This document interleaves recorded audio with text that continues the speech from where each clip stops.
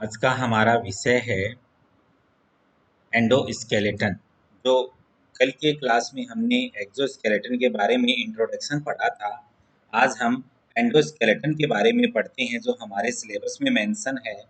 और अब हम पोरीफेरा और आगे के जो एनिमल्स में जो एंडोस्केलेटन में क्या स्पेशल स्ट्रक्चर्स पाई जाएंगी उनकी बात करेंगे। फाइलम पोरीफेरा का सदस्य है साइकन। इस फाइलम के सभी सदस्यों में किसी न किसी रूप में एंडोस्केलेटन पाया जाता है, जैसे कंटिका व स्पॉन्जिन फाइबर। इस फाइलम के प्राणियों में अंतःकंकाल इतना महत्वपूर्ण होता है कि यह इस वर्ग के वर्गीकरण का आधार बन गया है। उदाहरण के लिए फाइलम पोरीफेरा को 3 वर्गों में बांटा गया है: कैलकेरिया, हेक्सेक्टिनिलिडा और डिमोस्पोंजिया। तो देखिए, आपको ये ध्यान रखने की बात है, ये पूछा जाता है कि फाइलम पोरीफेरा के वर्गीकरण का आधार क्या है। तो उसके वर्गीकरण का आधार उसका एंडोस्केलेटन है कि वो कैल्शियम कार्बोनेट का बना हुआ होगा, या वो सिलिका कंटिकाओं का बना होगा, या स्पॉन्जिन फाइबर जो प्रोटीन के बने होते हैं उनका बना है।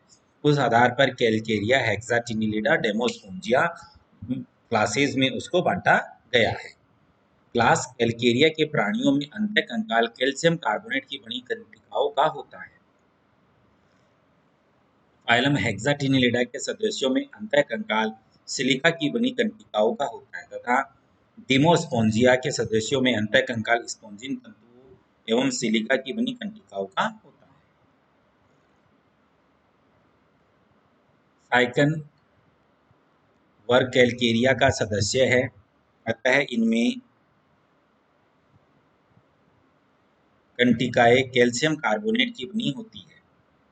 ये कंटिकाएं शरीर के भीतर एक्टोडर्म व एंडोडर्म के मध्य उपस्थित मेसेनकाइमा में धसी रहती है।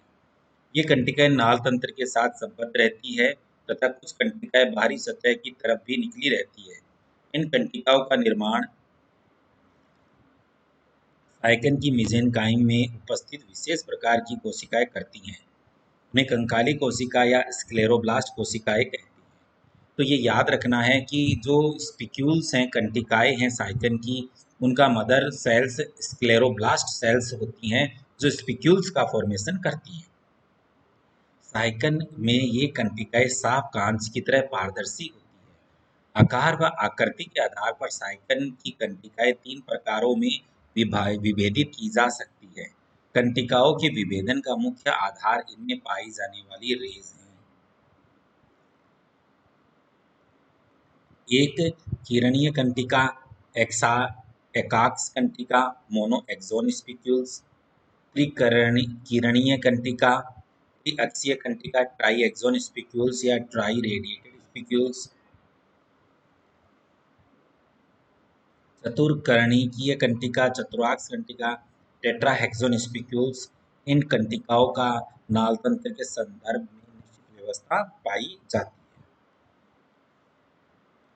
तो देखिए, अगर जो स्पिक्यूल का एक एंड होगा तो मोनोएक्सोनिक, अगर 3 एंड होंगे, ट्राइंगुलर होगी तो ट्राइएक्सोनिक, और अगर 4 होंगी तो टेट्राएक्सोनिक कंटिकाएं कहलाती हैं।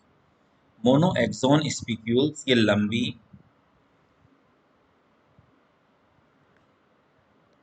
एक किरणीय सुई जैसी कंटिकाएं होती हैं। इनमें केवल एक अक्ष पाया जाता है। आकार एवं आकृति के आधार पर ये 2 प्रकार की हो सकती हैं। लार्ज मोनोएक्सोन स्पिक्यूल्स ये लंबी, आगे से तीक्ष्ण सुई के समान आकृति वाली छड़ाकार कंटिकाएं होती हैं। ये ओस्कुलम या साइकन के शीर्ष छिद्र के चारों तरफ एक चक्कर में उपस्थित होती हैं, तथा ओस्कुलमी झालर फ्रिंज का निर्माण करती हैं। तो देखो, मोनोएक्सोनिक होती हैं, उनके एक आगे की ओर नोक होती है, और ये जो मोनोएक्सोनिक स्पिक्यूल्स होती हैं, ये जो साइकन की जो माउथ होता है जिसे हम ओस्कुलम कहते हैं, उसके चारों ओर ये प्रोटेक्टिव कवरिंग के रूप में फ्रिंज का फॉर्मेशन करती हैं। स्मॉल, सिंपल, स्पीयर लाइक और क्लब लाइक स्पिक्यूल्स ये छोटी बर्छी जैसी होती हैं, तथा रेडियल कैनाल के सम्मुख टर्मल कॉर्टेक्स में उपस्थित होती हैं, तथा अर्य नाल में उभरी रहती हैं। इन्हें ऑक्सियोट कंटिकाएं, ऑक्सियोट स्पिक्यूल्स भी कहते हैं। ये ही कंटिकाएं साइकन की त्वचा के बाहर भी निकली रहती हैं तथा साइकन को कंटिका में आकृति प्रदान करती हैं। तो जो छोटे आकार की होती हैं वो small simple sphere like structure होती है। आप इस डायग्राम को पहले देखें और इसको देखने पर आप ये समझें कि देखो इसमें ये तो है शार्प एंड, ये है ब्लंट एंड, तो ये मोनो एक्सोनिक। इसमें देखो ये बाई एक्सोनिक नज़र आ रहा है, लेकिन नॉर्मली साइकन्स में बाई एक्सोनिक होता नहीं है, टेट्रेड या ट्राई एक्सोनिक स्पिक्यूल्स होते हैं जिसमें 1 2 3 ये ट्राई, फिर ये देखिए 1 2 3 4 ये टेट्रा एक्सोनिक हो गया। इस तरह से टेट्रा एक्सोनिक इनकी स्ट्रक्चर्स होती हैं। इस प्रकार की कंटिकाएं 3 किरण या 3 अरोब पाई जाती हैं। ये साइकन के कसाब युक्त प्रकोष्ठ फ्लैजिलेटेड चेम्बर्स या फ्लैजिलेटेड कैनाल के सहारे उपस्थित होती हैं तथा इनका एक सिरा कैनाल के दूसरे सिरे की ओर उन्मुख होता है। तो देखिए आप आगे की क्लासेस में ये पढ़ेंगे कि साइकन में कैनाल सिस्टम, तो उसमें आप जानेंगे कि एसकोन, साइकोन, ल्यूकोन, रहकोन प्रकार का कैनाल सिस्टम पाया जाता है। उस कैनाल सिस्टम में एक फ्लैजिलेटेड चैम्बर होती हैं जिनके अंदर फ्लैजिला जैसी कोइनोसाइट सेल्स पाई जाती हैं जो वाटर का करंट जनरेट करती हैं। तो उन फ्लैजिलेटेड चैम्बर्स में विशेष प्रकार की जो स्पिक्यूल्स पाई जाती हैं वो ट्राइएक्सोनिक स्पिक्यूल्स होती हैं। उसके बाद होती है टेट्रा एक्सोनिक स्पिक्यूल्स। इसमें 4 कॉर्नर्स होते हैं। ये कंटिकाएं 4 किरणों वाली, 4 अरो वाली होती हैं। ये कंटिकाएं साइकन की मध्य गुहा पंजोसील के चारों तरफ जठरीय कॉर्टेक्स गैस्ट्रिक कॉर्टेक्स में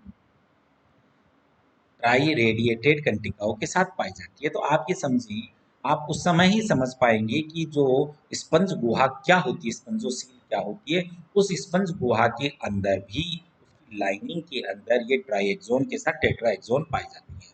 प्रत्येक कंटिकाओं पर एक कार्बनिक आवरण ऑर्गेनिक सील पाई जाती है। ये कंटिकाएं क्रिस्टलीय कैल्शियम कार्बोनेट की बनी होती हैं, परंतु 1885 में सोलास नामक वैज्ञानिक ने यह बताया कि कंटिकाएं कैल्साइट नामक पदार्थ के रूप में पाई जाती है। तो ये बता रही हैं कि उसका केमिकल कंपोजिशन होगा वो किसका बना होगा, तो कैल्शियम कार्बोनेट की बनी होती हैं।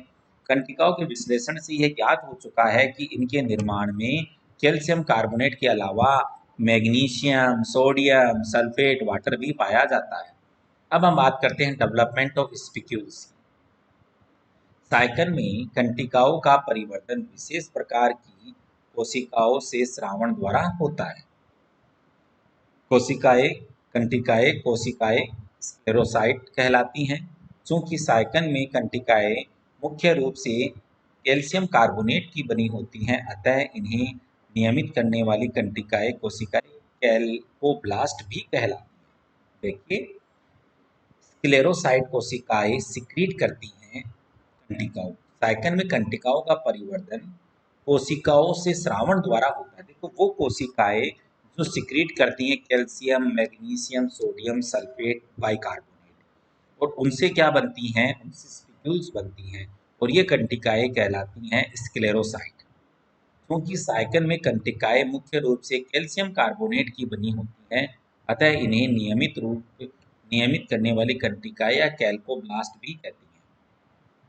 तो देखो, कैल्कोब्लास्ट या स्क्लेरोब्लास्ट, बात कहने की बात है कि स्क्लेरोब्लास्ट तो पिक्यूल्स का सिक्रीशन करती हैं और साइकन के अंदर ये कैल्शियम कार्बोनेट की बनी होती है, इसलिए उनके अंदर इनकी जो मदर सेल्स है वो कैल्कोब्लास्ट कहलाती है। कैल्को का मतलब कैल्शियम, ब्लास्ट का मतलब सेल। इन कोशिकाओं का उद्भवन तो एपिडर्मिस से होता है, परंतु ये मेसेनकाइमा में स्थानांतरित हो जाती है। आगे की क्लासेस में आप समझेंगे कि उसके अंदर साइकन में मेसेनकाइमा पाया जाता है, ए सेलुलर होता है। उसमें देखो, एक तो बाइलेयर होती है वो, यानी डिप्लोब्लास्टिक होती है, बीच के अंदर एक म्यूकसी स्ट्रक्चर पाई जाती है मेसेनकाइमा। इसी मेसेनकाइमा के अंदर ये सेल्स होती हैं वो ट्रांसफर होती हैं। अतः ये कोशिकाएं कंटिका निर्माण के समय मेसेनकाइमा में उपस्थित होती हैं। ये एक किरणीय कौन सी कोशिकाएं, कैल्कोब्लास्ट या स्क्लेरोब्लास्ट कोशिकाएं। ये एक किरणीय कंटिकाओं का निर्माण एक कंटिका कोरक स्क्लेरोब्लास्ट द्वारा उत्पन्न दो कंटिका कोशिकाओं द्वारा होता है। शुरुआत में कंटिका का निर्माण एक कंटिका कोरक स्क्लेरोब्लास्ट के जीव ध्रुव में उपस्थित कार्बनिक पदार्थ के एक पतले अक्षीय सूत्र के रूप में होता है। तो कहने का मतलब स्क्लेरोब्लास्ट सिक्रीट करती है और सबसे पहले जो बनता है वो कार्बनिक पदार्थ का एक एक्सियल फिलामेंट बनता है। धीरे धीरे यह कंटिका कोरक इस सूत्र के चारों तरफ कैल्शियम कार्बोनेट स्रावित कर उसके ऊपर चढ़ता जाता है। उसके पश्चात संपूर्ण कंटिका पर कार्बनिक पदार्थों का आवरण चढ़ा दिया जाता है। कंटिका के परिवर्तन के दौरान कंटिका के लंबे होने के साथ साथ कंटिका कोरक दो भागों में विभाजित होकर के दो कंटिका कोशिका स्क्लेरोसाइट का निर्माण करती है। तो कहने का मतलब ये है कि आप इसमें देखें कैसे होता है। ये एक स्क्लेरोब्लास्ट सेल है। इसमें स्क्लेरोब्लास्ट सेल के अंदर ये देखिए एक एक्सिस के रूप में एक स्पिक्यूल बन रहा है और फिर ये सेपरेट हो गई और ये स्पिक्यूल यहाँ लंबा होता गया और एंड में जाकर के ये कम्प्लीटली सेपरेट हो गया और यहाँ पर जो स्पिक्यूल्स हैं वो नए फॉर्मेशन इसमें कर देते हैं। अब हम बात करते हैं एक किरणीय कंटिका का निर्माण। ये मैंने आपको बता ही दिया है स्क्लेरोब्लास्ट से कैसे वो इसका फॉर्मेशन करता है। धीरे धीरे ये यह कंटिका कोरक एक सूत्र के चारों तरफ कैल्शियम कार्बोनेट स्रावित कर उसके ऊपर चढ़ाती रहती है। तत्पश्चात संपूर्ण कंटिका पर कार्बनिक पदार्थों का आवरण चढ़ा दिया जाता है। कंटिका के परिवर्धन के दौरान कंटिका के लंबे होने के साथ साथ कंटिका कोरक दो भागों में विभाजित होकर के दो स्क्लेरोसाइट का निर्माण करता है। इनमें से बाहर की तरफ एक थिकनर सेल्स होती है और एक फाउंडर सेल्स होती है।